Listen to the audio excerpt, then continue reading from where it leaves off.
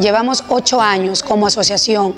La nueva junta directiva llevamos funcionando 2 años que estamos como junta directiva y nuestra labor como asociación es llegar a las familias aquí en Asturias, no solo de inmigrantes, sino también a la familia española, asturianas, ya que nosotros residimos en Asturias, en Oviedo. Trabajamos con los niños, el área infantil, jóvenes.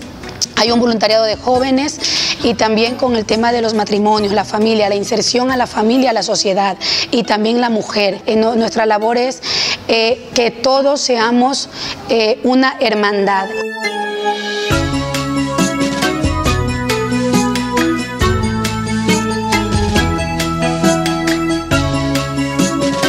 Estamos fazendo esse labor de hoje, que é um dia de sorriso, não para os ninhos. Sabemos que devolver um sorriso a um ninho é uma coisa muito importante para a nossa sociedade. Desde o ano passado, nós outros ponemos já a trabalhar com os ninhos. Nós outros, através da internet, através da comunicação, nós outros começamos como se diz, a recorrer os ninhos, ou a recorrer os regalos, entende? Que as pessoas nos oferecendo, entende? São todos regalos de voluntariado. Nós outros sempre estamos buscando apoio das outras associações para quê? Para que nós outros podemos expandir mais esse labor de hoje. Porque nós outros sabemos que em La Calle há muitos ninhos que necessitam de um sorriso.